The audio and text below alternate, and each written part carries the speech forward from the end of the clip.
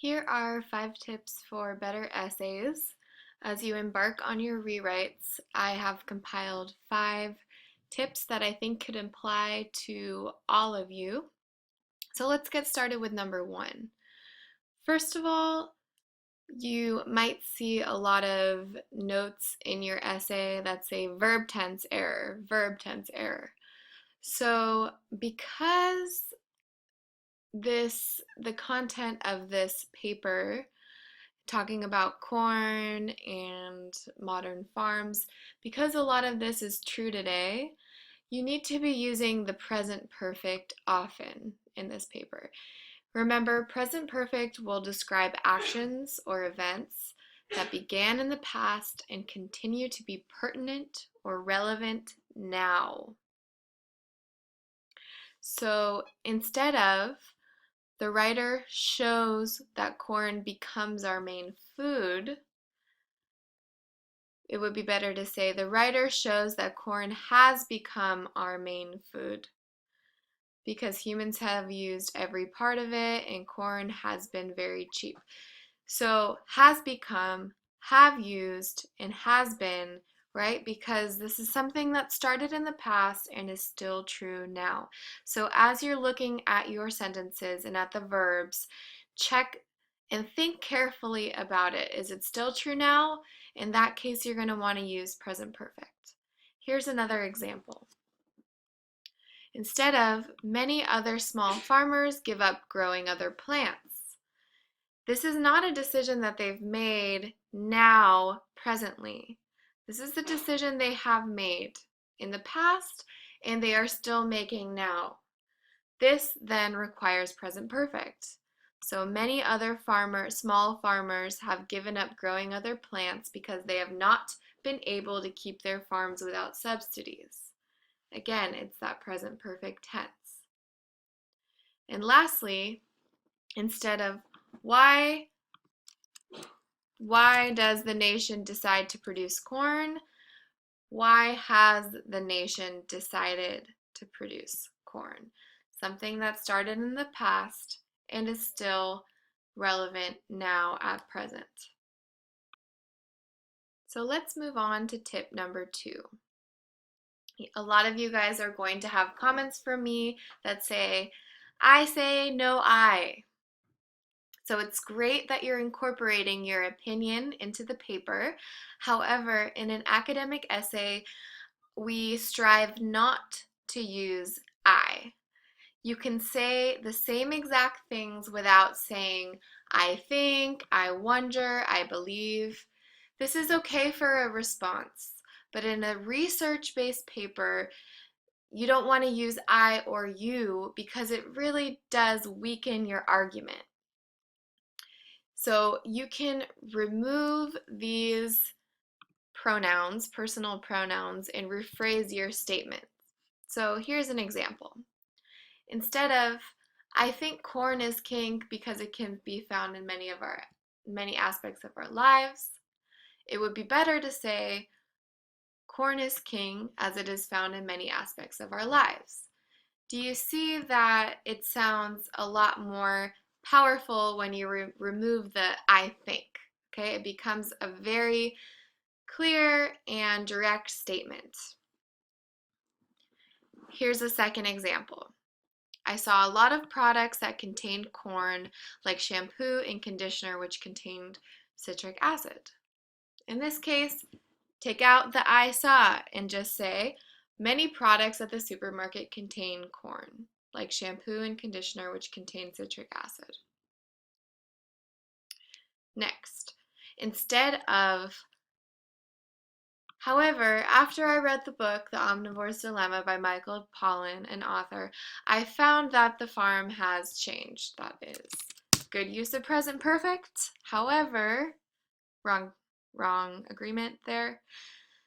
So here it would be better to take out the I again. We're not really thinking about your experience. We're talking about the facts. So however, in The Omnivore's Dilemma by Michael Pollan, he shows that farms have drastically changed. So there are lots of ways to substitute I.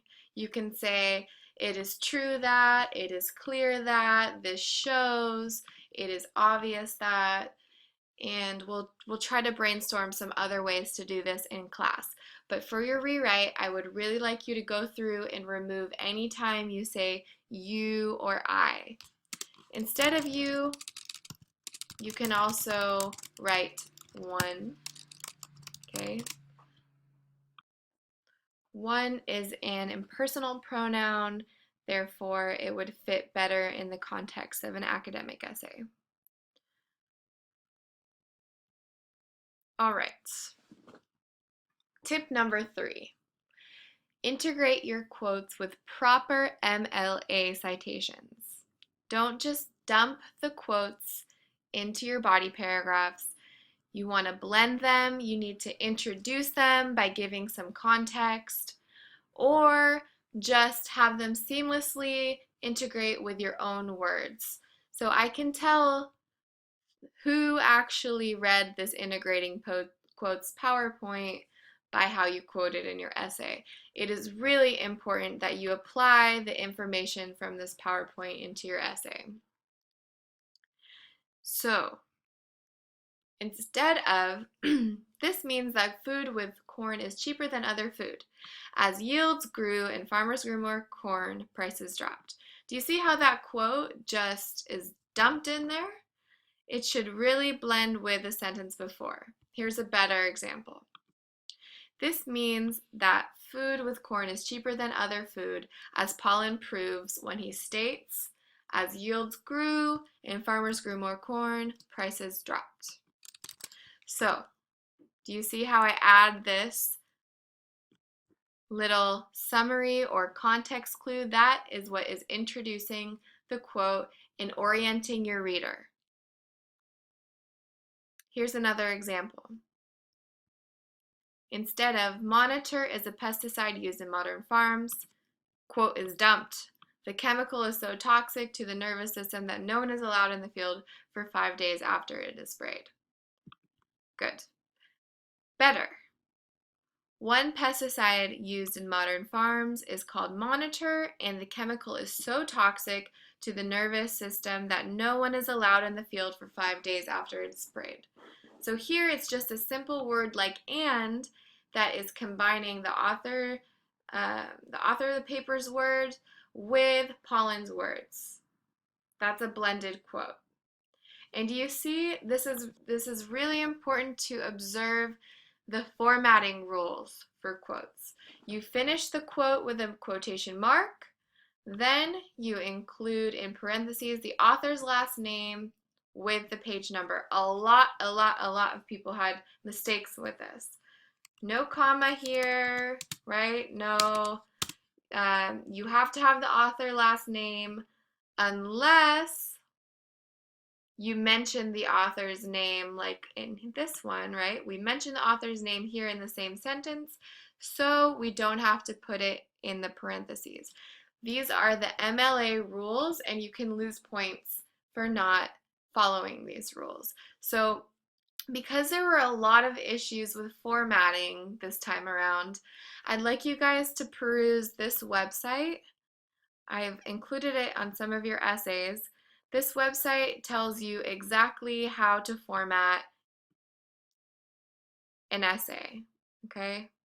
Gives you some general guidelines. Double space your text, 1 space after periods, 1-inch margins.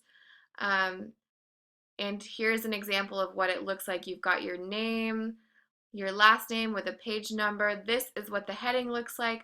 So you really need to make sure it's formatted well for your rewrite, okay? Let's move on to point number 4.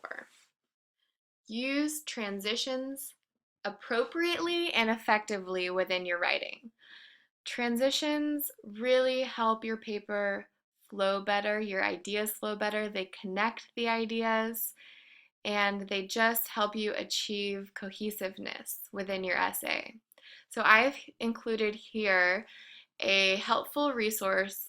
If you just click on this link, it should open, and it's got some examples of how to use transitions and the different types of transitions. You're going to use transitions to add information, to repeat, to compare, contrast, emphasize.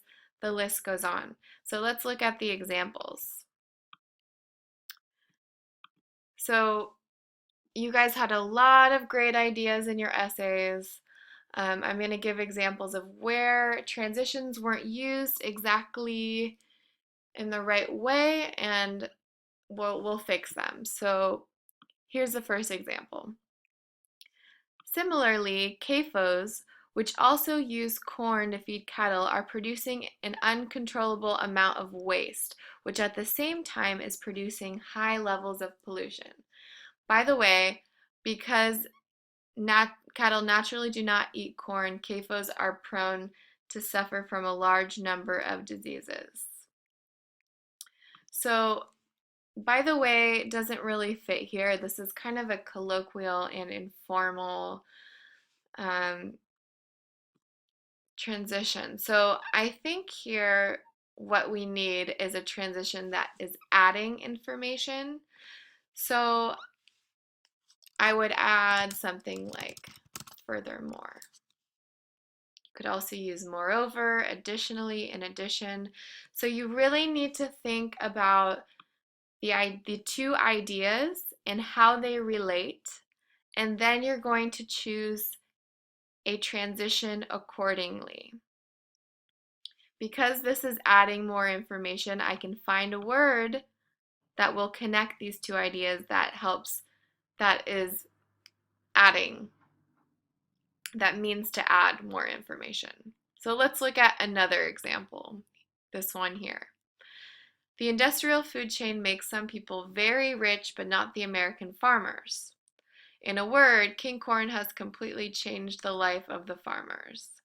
So because a lot of you guys chose to write about the effects of corn, you really did need to use a lot of transition and connecting words that signal results.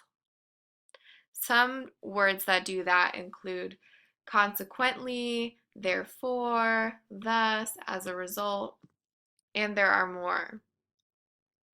So here, because this was the effect, instead of this in a word transition right here, I would think that a results statement would fit better because um, because of the industrial food chain, right? The result is that the lives of farmers has been changed. So really carefully read the sentences and see if you can find the appropriate transition signal that will help connect them. Okay, so now we're at tip number 5. My last tip for you is to check your facts.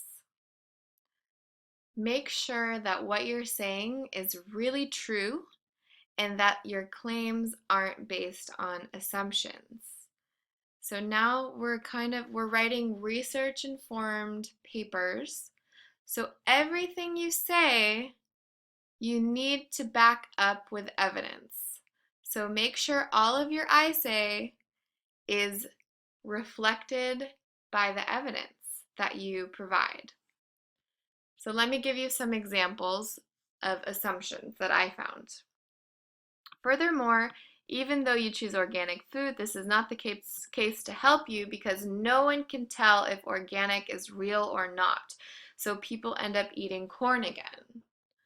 So as far as I can tell, we have not read anything from Pollen so far that talks about whether or not organic is real. Because there is no evidence to support this idea, this is an assumption, and therefore it doesn't really belong in your paper. Here's another example. Although farmers believe that making the animals eat corn can benefit them, research shows that animals eat corn have bacteria that could lead to health problems. Okay, So, although farmers believe that making the animals eat corn can benefit them, I don't think pollen ever really says that the farmers